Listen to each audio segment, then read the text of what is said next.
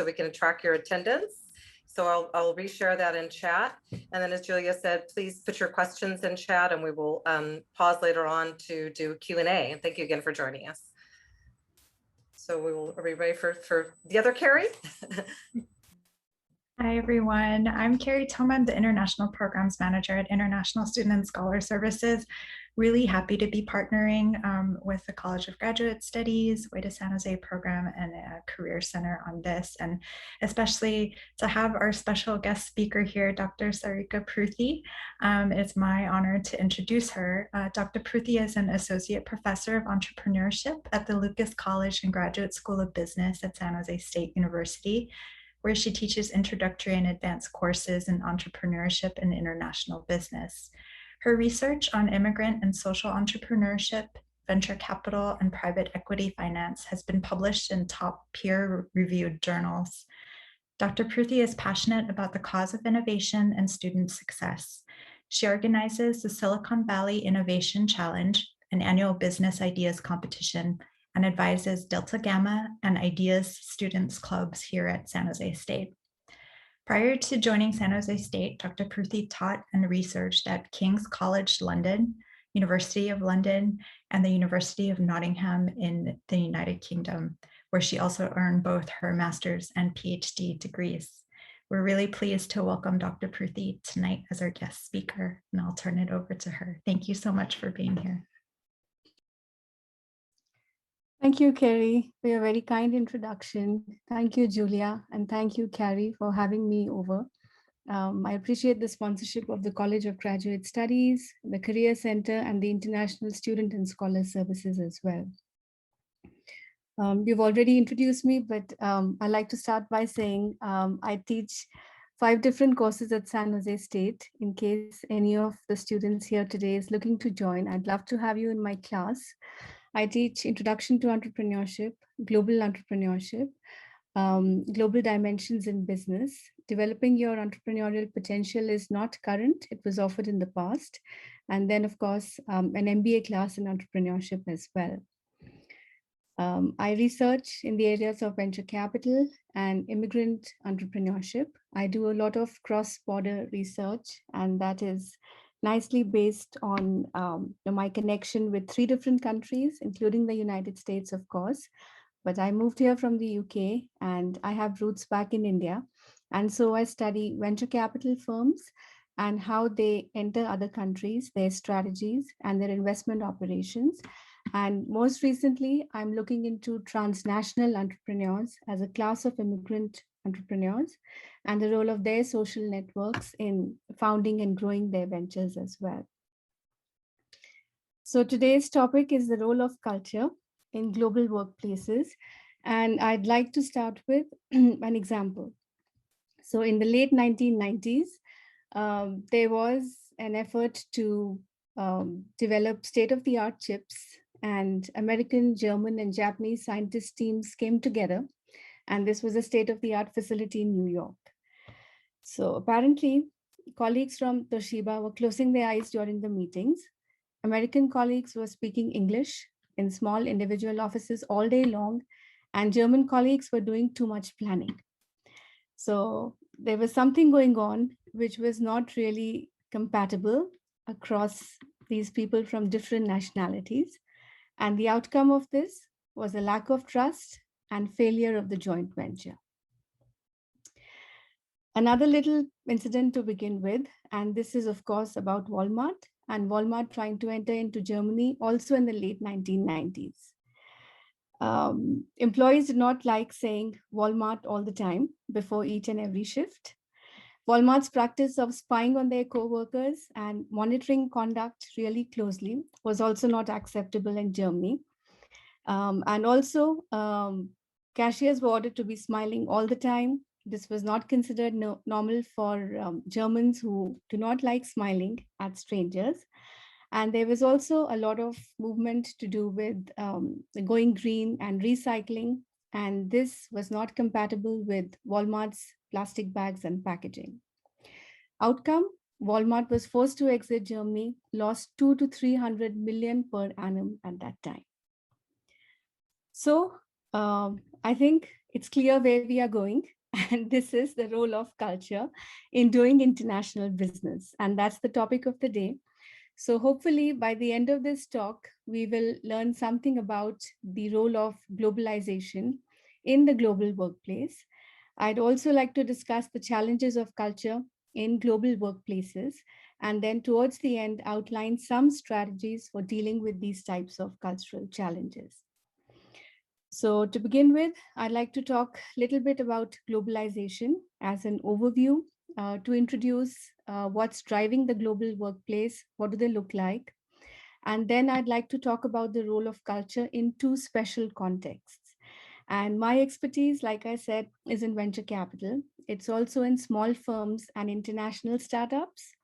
So different from the examples I gave you, we'll look at those two contexts, and I'll talk a little bit about what VC firms are all about. But living in the Silicon Valley, I suspect many of you might be familiar with who VC firms are and what they do. So I'll talk about these contexts, and then towards the end, of course, I'll talk about a little bit of strategies for dealing with cultural challenges in small global startup firms as well. So to begin with, what's a global workplace and what's driving it? So this is globalization, and we are talking about role of internet and communication technologies. Now, what this does is makes it possible for small individual entrepreneurs as well to be able to access the internet, sell their products overseas, right? So everyone is doing business all at the same time. It's easier to do business, which means large firms are competing with large firms, but also large firms are competing with small firms. And so the competitive dynamics are changing. It also means that technology makes it possible for whosoever is doing business abroad to be able to easily monitor and manage their operations overseas. And so it has implications for how firms are able to grow and penetrate even distant markets and locate their teams in those markets as well. The other big trend that's driving globalization and the landscape of business is, of course, cross-border movements of people. So immigrants in the United States, for example, constitute 15% of the workforce, and that's a significant proportion. And that has implications for who people are, where they come from, and how they work in multicultural teams as well. So more specifically, what does the global workplace look like because of all these factors? It means that value chain activities in firms are getting dispersed increasingly. So you could be doing research and development in one country, you could be raising finance in another, you could be setting teams to market your activities in a third country, and so on. It also means that businesses don't have to necessarily own everything as they are becoming international/global. So the emphasis on ownership of assets is going down, and business models are becoming increasingly fluid/network based, which means there is increasingly outsourcing of activities, there is more collaborative work, and there is a combination then of wholly owned subsidiaries, some of them partially owned, and contractual types of structures as well. So if this is a figure, if you look at the first one, we talk about the matrix structure, typically in large international or corporations or companies, where people are organized by divisions, product divisions, sometimes by geographic areas as well. And these are large hierarchical organizations. But more recently, and especially in the context of small firms, organizations look more like these network structures. So these dotted lines are more about contractual relationships between the headquarters and their stakeholders, who might be their designers or manufacturers or distributors and so on. So as a specific example, think about Dell and think about how Dell was first introduced and what did it change in terms of business model. So traditionally, when computers were manufactured and they were sold, somebody had to go out and do research and forecast some demand. And then you had to obtain your subcomponents from your suppliers. You would have to make those components. You would have to assemble the PC. You'd have to store your PCs in warehouses. Then you would have to ship them to the retailer. And the PCs would sit on the retailer's shelf. And then finally, they would be in the hands of the consumer. So it was a long value chain. And it had a lot to do with how HP was manufacturing slash assembling slash selling computers all by itself. Now that's different from when Dell enters the picture. It changes a business model, makes it really disruptive because customers have the ability to now place an order via phone or internet. You can contract manufacturers very, very quickly to be able to transfer that information and place orders. And then Dell will assemble the components as soon as they arrive. They'll be shipped to customers via FedEx very quickly. And before you know, customers will have them on demand over a relatively short period of time. So it's very bottom up rather than being top down. It shortens the value chain if these boxes are any indicator, but it also creates a disruptive business model. Another example I want to introduce really quickly is the case of Infosys. And Infosys is a really successful e-strategy consulting, large application development and enterprise solution provider. It started off in India with a handful of founders, just 7 of them, approximately $1,000 of seed capital. And now they have Fortune 500 clients. Their clients are typically all located overseas, different parts of the world. And of course, they have been recognized for their corporate values and also for being one of the best IT service companies in the world. Now, what's special about them is how they disperse their global value chain activities to be able to minimize costs and maximize their revenues. So they are using skills from India based on skilled resources, and they are providing these services to clients who are based overseas, partially in an on-site kind of a way, and partially they are doing some offshore activities as well. So research and development is located back home in India. The on-site interaction with consumers, where there is more need to understand customer needs, happens on-site. And this kind of a global delivery model is really special because it has advantages in terms of saving cost. It has the ability to leverage time zone differences, and it's possible to engage in really high delivery standards based on access to specialized software skills in India. But having said that, these on-site and offshore kind of components raises the possibility of creating global teams, which are partially on-site or working closely with customers, and some of them are virtual teams as well. And also it creates cultural challenges because increasingly they have to recruit people from different parts of the world. They also have to locate their development centers in other countries outside of India, and they have to coordinate that kind of diversity as well without necessarily relocating people. So in this kind of a landscape, in these types of contexts where small firms are trying to grow in a shell kind of a structure, we are talking about some sorts of cultural challenges in our global workplaces. Now, what's culture? Culture, as we understand, is something to do with shared values, shared norms. It's about groups of people, and they are living together and believe in these common values as a way of doing things. Now, determinants of culture could be, for example, factors to do with religion. They could be language, they could be education. It could be the social structure as well, as it has historically evolved over a period of time.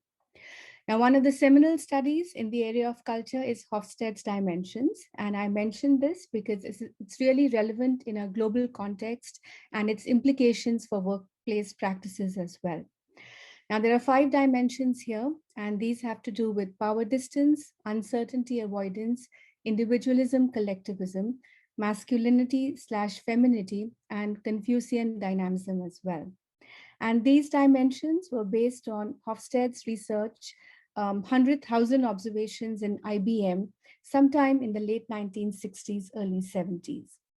So power distance is how society deals with the fact that there is unequal distribution of physical and intellectual capabilities.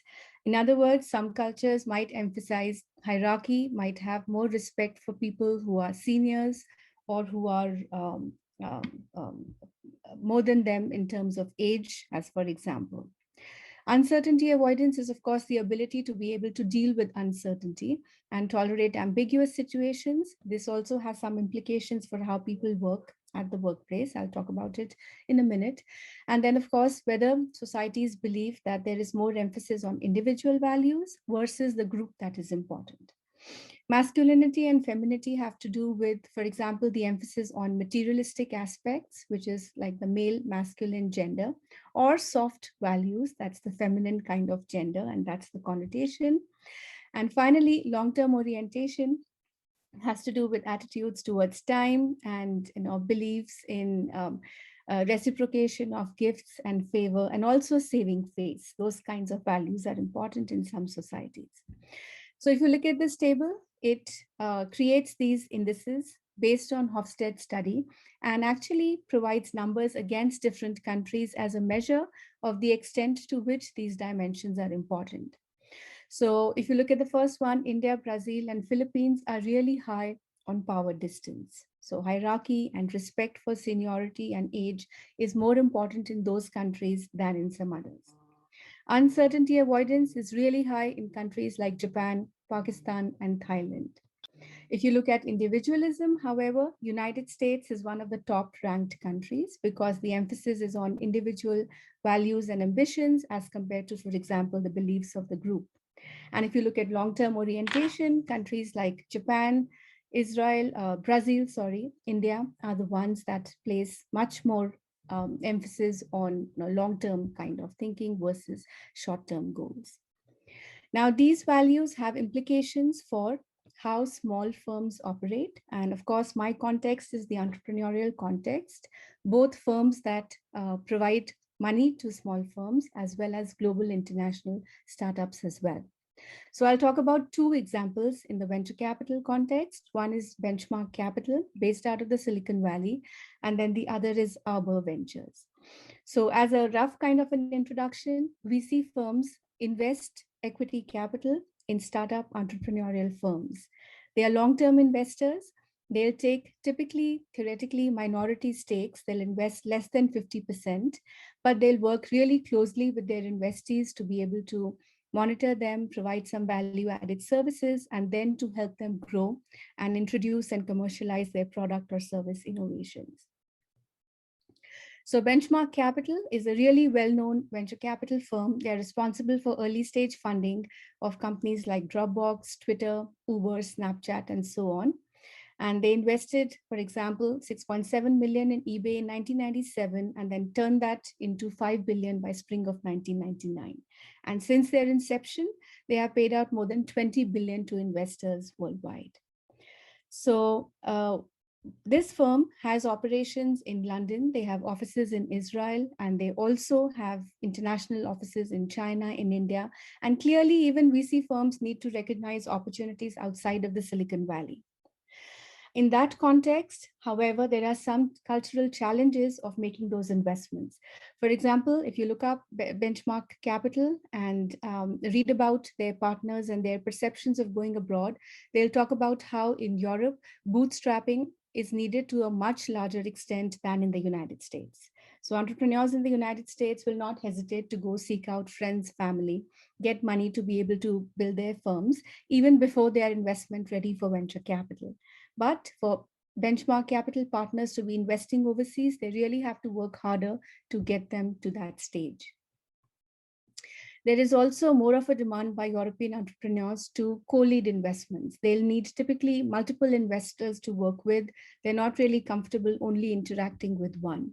And more importantly, there is apparently some sort of an aspiration gap in entrepreneurs between the United States and Europe.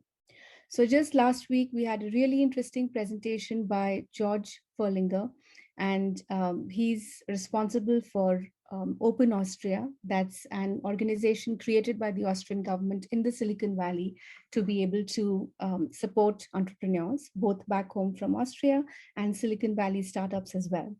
And he was talking about a study in the context of which American entrepreneurs were asked in the next 5 years, how much do you expect to grow? And European entrepreneurs were asked the same question. And surprisingly, more than 50% American entrepreneurs said that they expect to have revenues in excess of $5 million or $10 million in the next 5 years.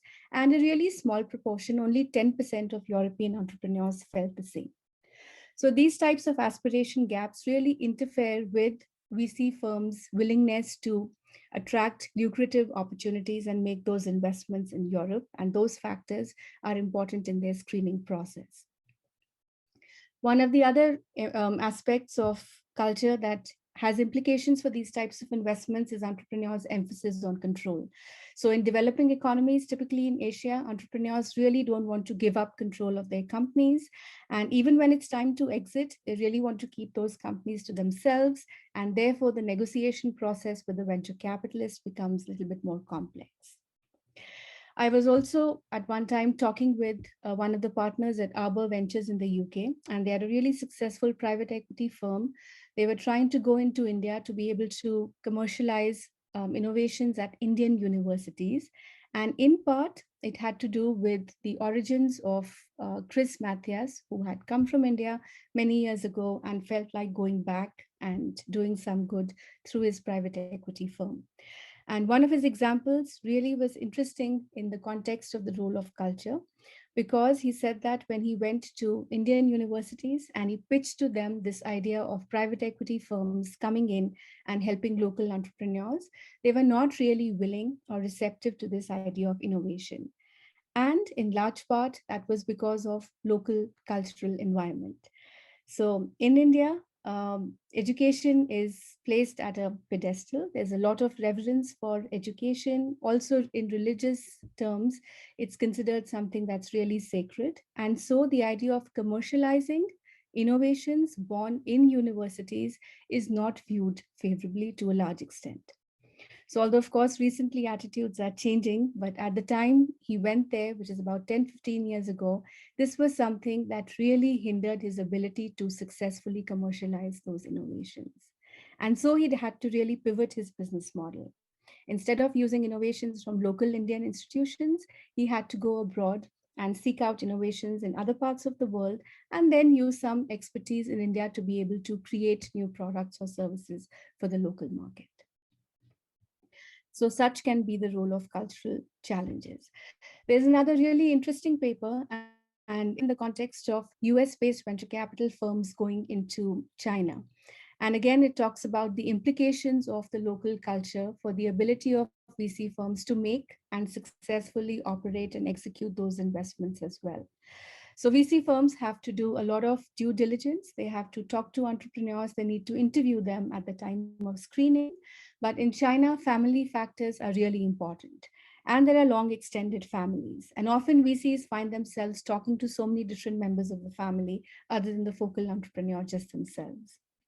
Similarly, there's a lot of emphasis on building personal relationships. Government plays a really important role. A really wide range of individuals are placed and involved on boards of entrepreneurial companies. And so VCs find that monitoring their investments, even after they have invested, has a lot to do with building those types of relationships with the government. And entrepreneurs often reach out to VCs because they feel they are in need of solving their problems. They have a lot of crises types of situations. So instead of being more strategically involved, unlike in the United States, VCs find themselves spending time on introducing people to distribution channels and helping them with pricing problems, helping fix their accounting issues, and so on. And also, they find it really hard to directly talk to entrepreneurs in their companies because it's considered really offensive to be rebuked, for example, in front of somebody else. The idea of saving face is really, really important in China. And like I said before, entrepreneurs are not willing to give up control come the time to exit.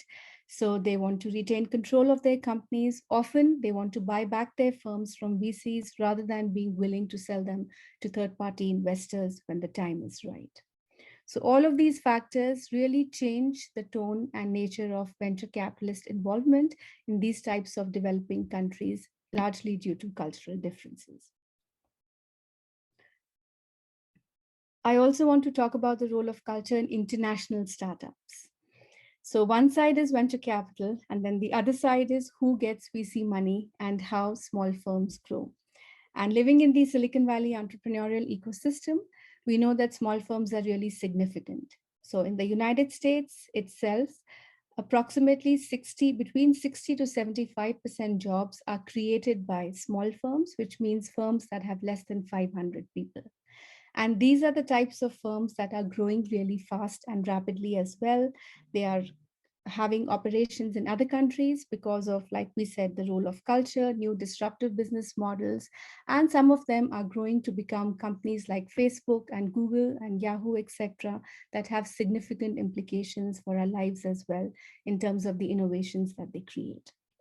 So I study these startup companies in the Silicon Valley. They're typically high tech, and two examples I got today are Tevant Technologies, and then the other one is Rhythm Media, both of them founded by entrepreneurs right here in California next to us.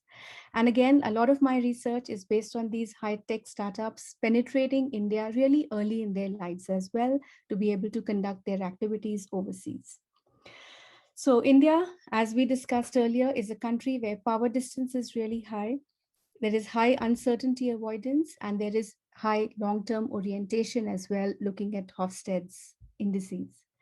Now, these factors create a lot of cultural challenges in how these startups operate in India. So when I was talking to Sarvesh, for example, at Tevant, then he was talking about how there are many more local holidays, customs and festivals are really, really important. People must dress up in traditional attire. Even within a small startup, they must come to work and they must, make sure that there is respect for those types of customs as well. And so they really have to allow for n number of holidays in a year, or for people to have the freedom to be able to exercise those beliefs even in the workplace. One of the other things that I learned from these interviews was how challenging it is to be able to attract employees. And interestingly, when we were researching this landscape, we ran into entrepreneurs who repeatedly gave us similar sort of information, and it had something to do with young eligible bachelors in India not being able to find right partners to get married because of the kind of companies they were working at, especially if they were small and unknown. And we called it the father-in-law effect. So what that means is that often there's this culture of arranged marriages. People have to rely on help from their families to be look out for suitable matches to get married to, or at least be introduced to a large extent. And there's a lot of premium placed on where prospective grooms or spouses or wives, prospective wives, are going to be working. And there is an emphasis on large brand names. So working for Google or Amazon would be a lot more attractive than working for a company that's called Tevant, right? So no one likely has heard of Tevant. No one knows what Rhythm Media is, even though, of course, these are successful, high net worth, really rapidly growing, high-tech Silicon Valley-based ventures. So I know that. And of course, a lot of other people know that, but potential employees do not. And so entrepreneurs typically in my research were really quick to point out how that was a challenge, getting people to work for their companies because of the lack of credibility and visibility was really something that was a constraint for them. Also, some of them tried to replicate efforts from the Silicon Valley to be able to build loyalty within their companies. So Ujjwal Kohli, for example, was talking about how he recruited somebody through his networks who was really trusted and appointed him as a manager to go to India. He sent him there and they spent a lot of money. They refurbished an office, created everything new. And the manager was very excited. And he said that he was going off budget typically because local teams were demanding of fancy infrastructure and nice screens and nice cubicles and offices. And beyond that, they invested effort to take them out for recreational activities. Because in the Silicon Valley, for example, there's this culture of going out, spending a day out with your teams, with your group mates, engaging in some sort of a fun activity, and it really helps to get people together. And he said they tried something along those lines in India, actually ended up spending beyond their budget, and at the end, it just did not work out for a multiple variety of reasons to do with partly the father-in-law effect, people finding high money, getting attracted by just a few 1,000 rupees in another competing firm would just easily leave and go away. And the outcome, at the end of 2 years, they really had to close their office down in India. They could not sustain and survive.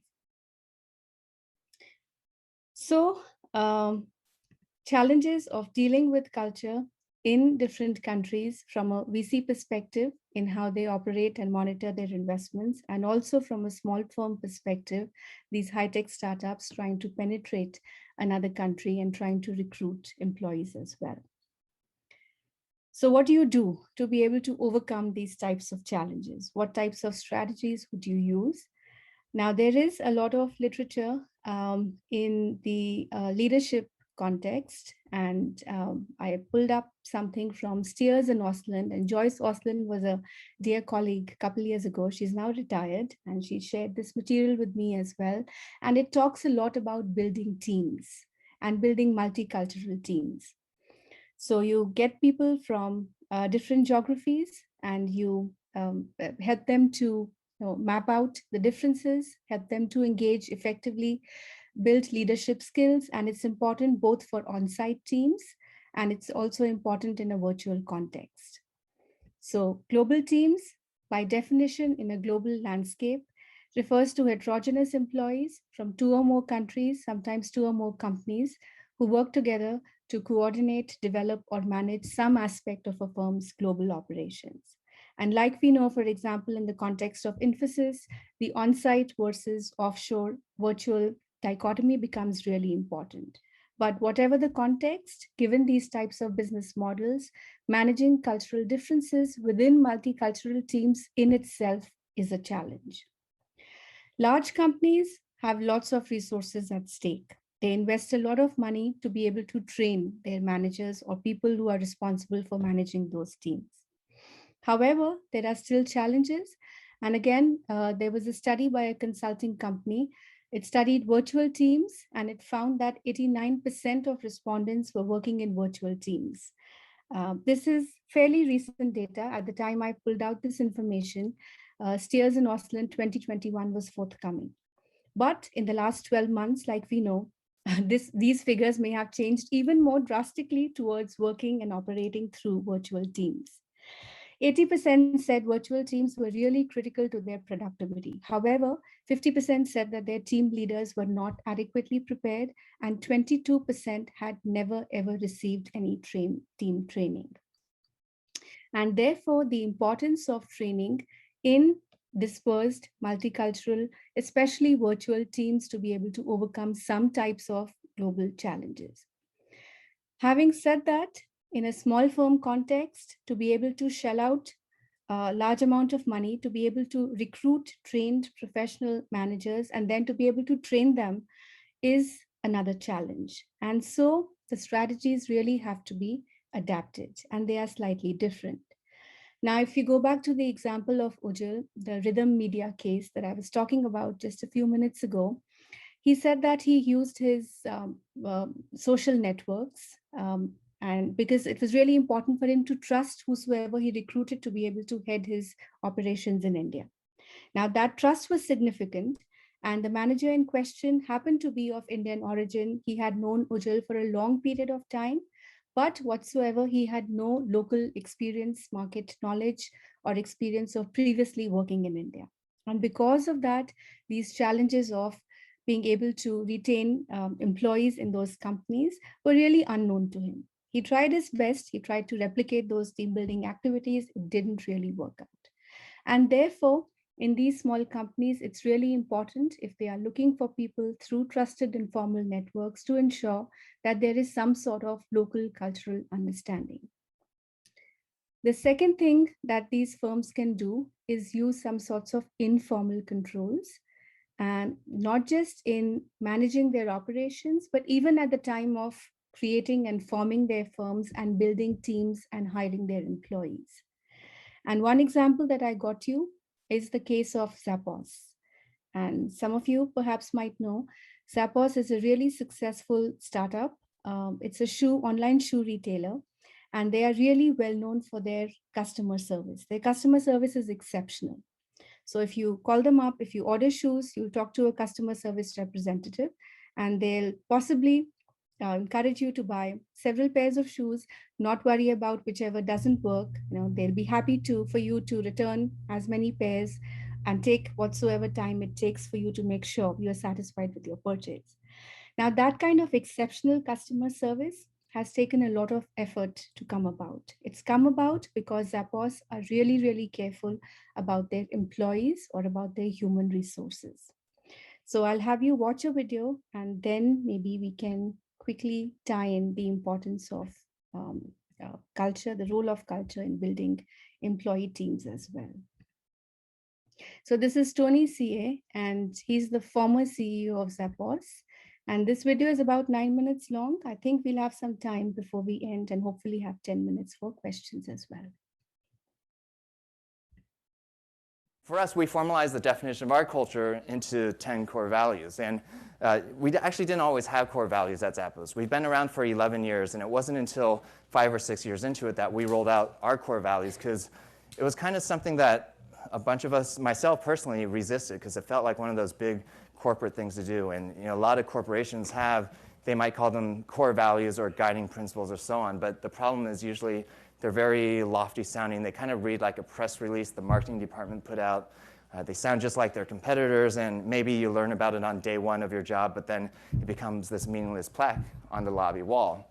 Well, we wanted to come up with committable core values, and by committable, meaning we're willing to hire or fire people based on those values, completely independent of their actual job performance. And when you use that criteria, it's actually a really hard list to come up with. It took us a year to come up with it. And it wasn't just a few executives that spent a long weekend at an offsite somewhere and came up with the core values, but instead I just emailed the entire company and asked our employees, what should our values be? Got a whole bunch of different responses back and went back and forth for about a year, and then he eventually came up with our list of 10 core values. So this is our list of 10 core values. And we actually have interview questions for each and every one of these core values. And actually, one of the cool things that I like about the list we ended up with is if you do a Google search for any one of these core values by itself, in almost all the cases, Zappos is the #1 search result. Whereas take almost any other company, do a search for one of their core values, and page after page after page, you won't see that company name show up. So the one that actually probably trips us up the most during the hiring process is this last one, be humble, because there's a lot of really smart, talented people out there that are also egotistical. And for us, it's not a question. We just won't hire them. Whereas the conversation at most other companies would be, well, this person might be kind of annoying and rub you the wrong way, but he's going to add a lot of value, and therefore we should hire that person.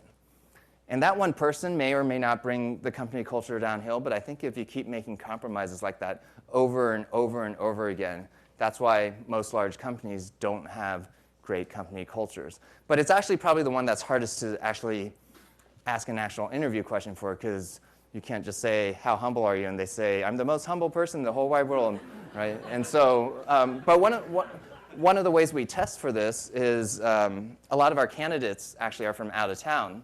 And so we'll pick them up from the airport in a Zappos shuttle, give them a tour, and then they'll spend the entire day interviewing. Well, at the end of the day of interviews, the recruiter will circle back with the shuttle driver and ask how they were treated. And it doesn't matter how well the day of interviews went. If they didn't treat the shuttle driver well, then we won't hire them. It's not even a question. So I'll give some examples of other of interview questions we asked. #3, create fun and a little weirdness. One of our interview questions is actually on a scale 1 to 10, how weird are you? And if you answer a 1, you might be a little bit too straight-laced for the Zappos culture. If you answer a 10, you might be too psychotic for us. But it's actually not so much the actual number we care about. Our whole belief is that everyone's a little weird somehow, and this is really more just a fun way of saying that we really recognize and celebrate each person's individuality. And we want their true personalities to come out and shine in the workplace. There's so many people in corporate America where they're a different person at home on weekends versus when they show up into the office on Mondays. And they end up leaving a little part of themselves, or in a lot of cases, a big part of themselves at home. And that leads to discussions about work-life separation or work-life balance.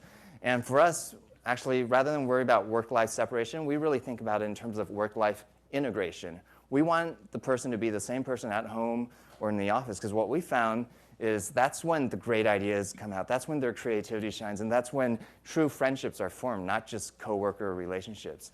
And that's really when people are in that environment, that's when the passion comes out, and that's really what's driven a lot of our growth over the years. Core value number 4, be adventurous, creative, and open-minded. So one of our interview questions here is, on a scale 1 to 10, how lucky are you in life? 1 is, I don't know why bad things always seem to happen to me. And 10 is, I don't know why good things always seem to happen to me. Well, we don't want to hire the ones because they're bad luck, and we don't want bad luck to come to Zappos. That wouldn't be good. No, but this was actually inspired by a research study that I had read about several years earlier, where they actually asked that exact same question to a random group of people. And they got some 1s, some 10s, a bunch of answers in between. And then afterwards, they had them do a task. And the task was to go through a newspaper and count the number of photos that were in that newspaper. But what the participants didn't know was that it was actually a fake newspaper. And sprinkled throughout the newspaper were these headlines that would say things like, if you're reading this now, you can stop. The answer's 37, plus collect an extra $100. And what they found was that the people that consider themselves unlucky in life generally never noticed the headlines. They went through the task and eventually came up with the right answer, whereas the people that consider themselves lucky in life generally stopped early and made the extra $100. So the takeaway is that it's not so much that people are inherently lucky or unlucky in life, but luck is really more about being open to opportunity beyond just how the task or situation presents itself. So that's why we asked that question for core value number 4, be creative, adventurous, and open-minded. Okay. This is a slightly long video. In the interest of time, I'll stop here, but I'll be more than happy to share the link. But all in all, like we watched in the video, it's a lot about informal values. It's about cultural controls, as they are called, to be able to overcome some cultural challenges as well, potentially, in small firms. And this is a really effective strategy at Zappos. Of course, they use some traditional job postings. They also invest in training now that they are successful and they have resources. But when they recruit their employees, they also give them an incentive to quit really early. And that's supposed to be a signal of their commitment really early on. And therefore, those types of strategies really translate into really effective customer service. And if you watch the video, you'll also find Tony talking about how open they are and how they encourage people to talk. If there's a journalist visiting the company, then they are free to go around, talk to whosoever they like, and they're not really worried about what people might say, because such is the company culture. So overall, it's a lot about informal strategies, of course, using informal social networks, given resource constraints of small firms, to be able to invest in strategies to overcome cultural challenges. But it's also about hiring strategies and the role of employees and the role of founders and their values in building this kind of commitment, which could potentially help them to navigate cultural challenges as well. So all in all, we are talking about how globalization, of course, is shaping our global workplaces, how it's more bottom-up and more fluid. We're also talking about culture as a challenge for small firms operating across borders, be it VC firms that are small in terms of the number of people or partners, and therefore their ability to be able to effectively invest and deal with entrepreneurs, especially overseas. And we're also talking about small entrepreneurial firms, less than 500 people, but they are rapidly growing very quickly because of the role of technology establishing themselves overseas, but have to deal with some cultural challenges as well. And of course, we are talking about some informal strategies to be able to deal with those types of challenges. So I'll stop right here, and hopefully we'll still have 10 minutes for any questions.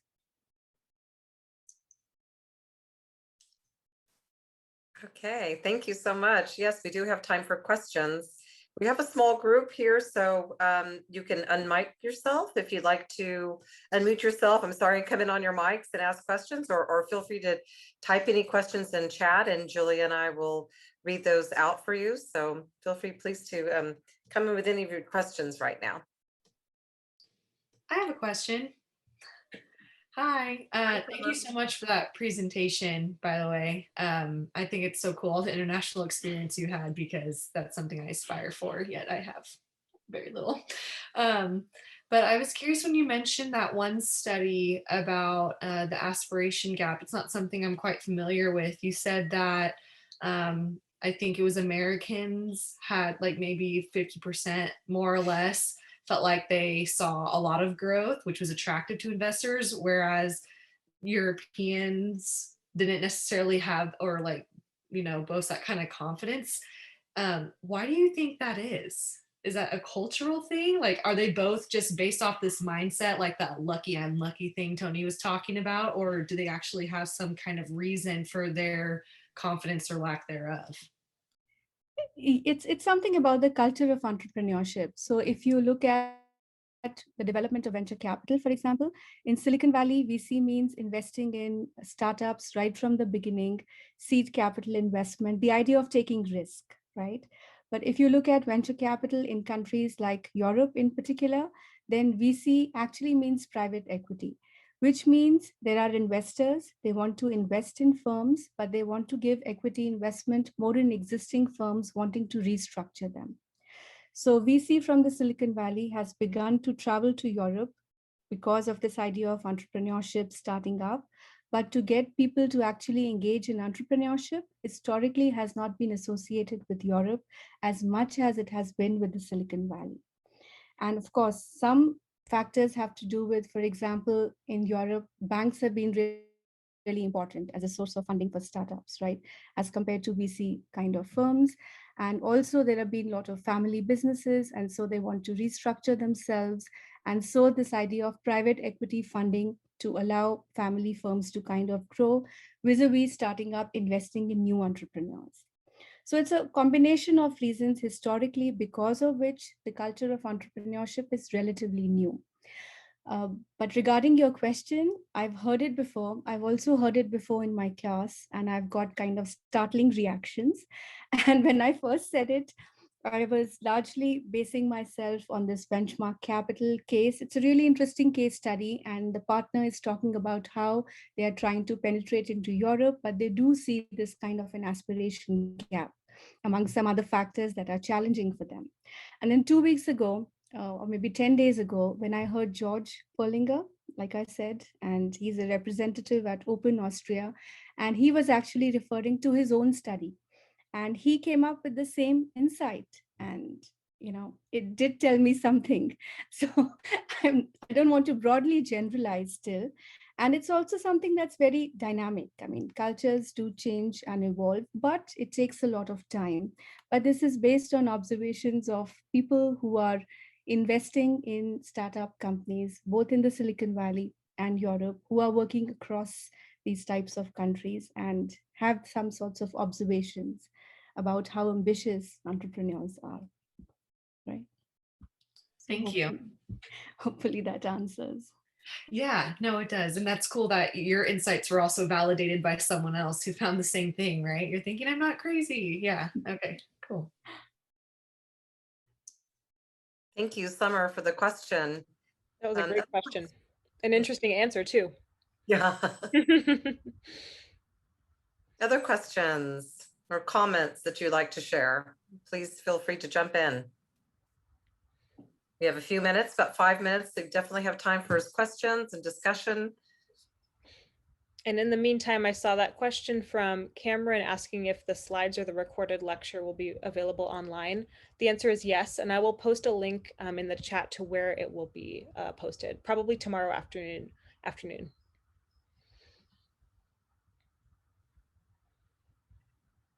I guess I have another question. With all of your experience, oh wait, someone else has a question. I'm gonna let someone else go. I'm sorry. I can ask after. I know we were short on time, but I saw someone else ask a question. We'll give them a chance.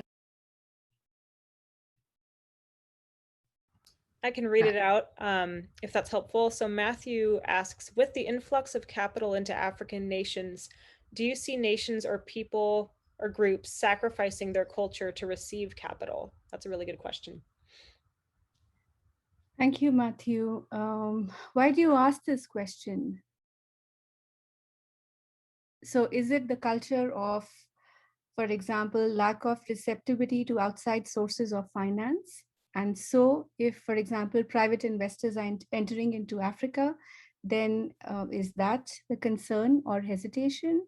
No, I'm wondering more from like the influx of like China's investment in African nations.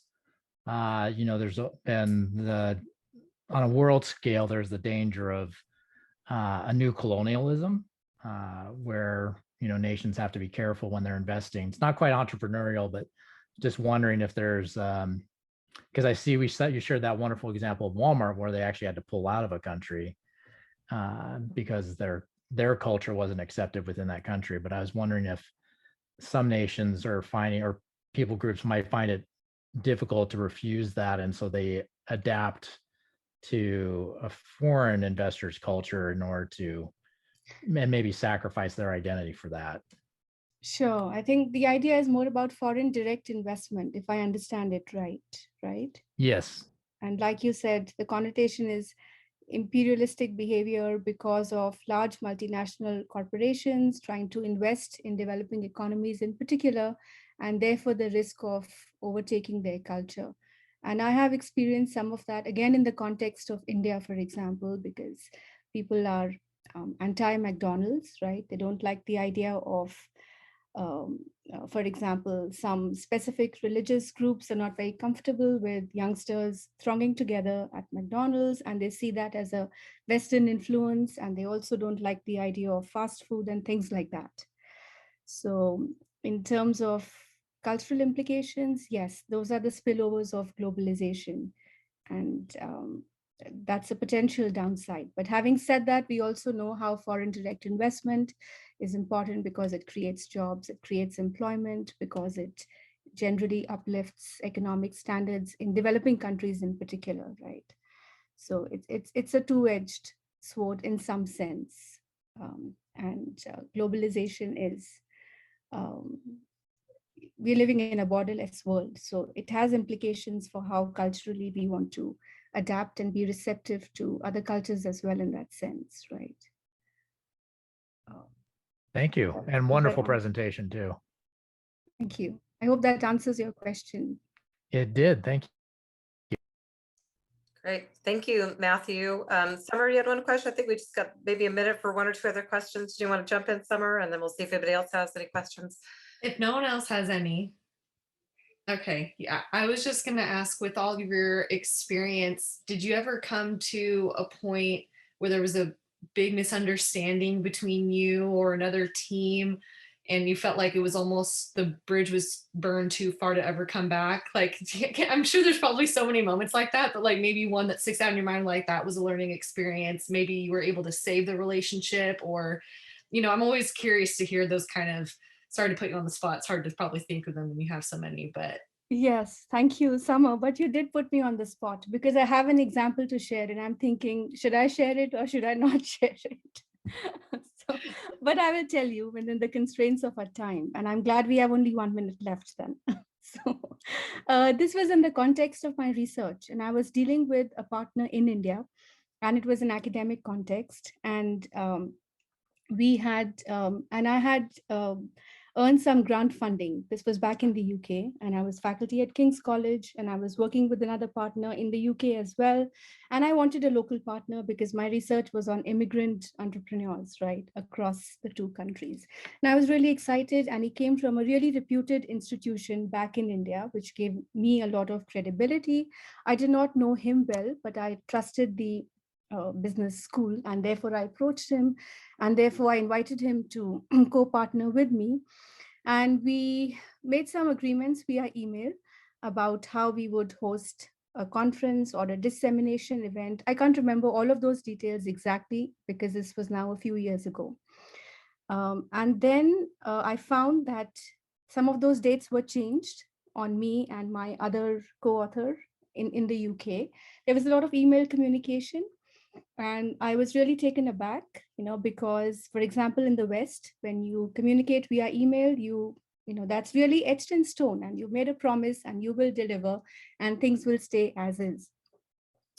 And apparently at some point in that conversation, in the process of questioning and trying to understand what could have went wrong, I did figure out it was lack of face-to-face in-person communication. Because culturally, local partners in India expect you to visit, to be really there, to meet with them, to talk to them, and to be kind of nice to them. So email is like really impersonal, it's very indirect, it's not the best way of communication. It really took me aback. I mean, I tried to reconcile with myself and put it in this cultural perspective. I still cannot justify it because I could not salvage that relationship. And unfortunately, I had to drop his name off the paper. The dissemination event was held in India.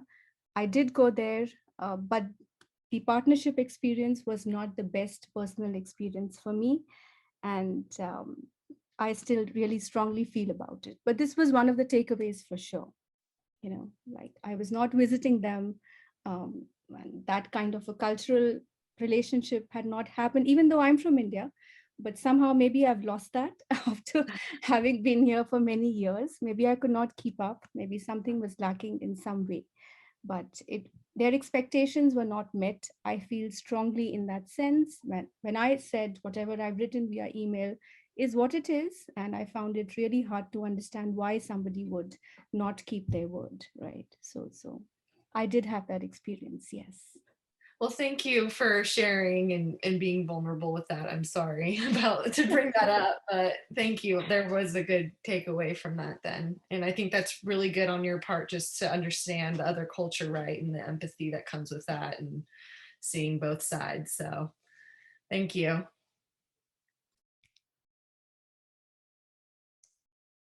Okay, I'm not sure if we're seeing any other questions in the interest of time. Or a few minutes after 8. So I think we'll start to wrap up here.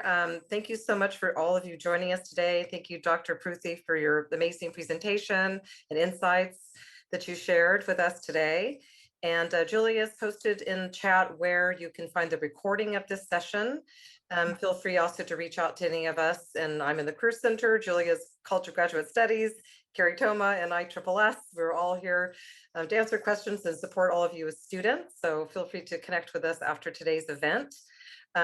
We talked about values this part of the presentation. I'm going to let you know in the Career Center we have values assessments and values tools to help you explore your career values and your personal values and how that connects to the world of work. So if that is something of interest to you, feel free to connect with me to learn more about that opportunity as well. So thank you all. Any last comments or questions? I'll just say thank you so much again for sponsoring this event, for inviting me over, and for your questions as well. Thank you all for participating. I enjoyed it. Thank you all for coming and having this event. I know it's 7 on a Thursday night, but I really appreciate it. So thank you. Well, now it's 8 o'clock. We appreciate you joining us. So thank you so much. Yes. It was a pleasure. Thank you, Sarika. It was really interesting. I love this. Sure. Thank you. Thank you all. And have a nice evening. I definitely recommend doing the Advanced Global Leadership Program at the university. I got to be in Dr. Oslin's class and with Professor Wells, and it's just been the best experience. So when you bring up Hofstedes, and I'm like, oh, stuff I've learned, it's great. So thank you.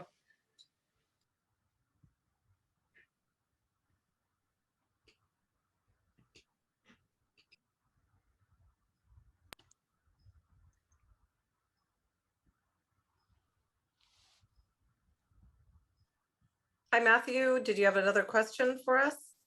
I did not. I just forgot to log off. Oh, okay. Although last time I hung out, I had a great conversation. So I remember, was that with anybody from this Career Center? Was that?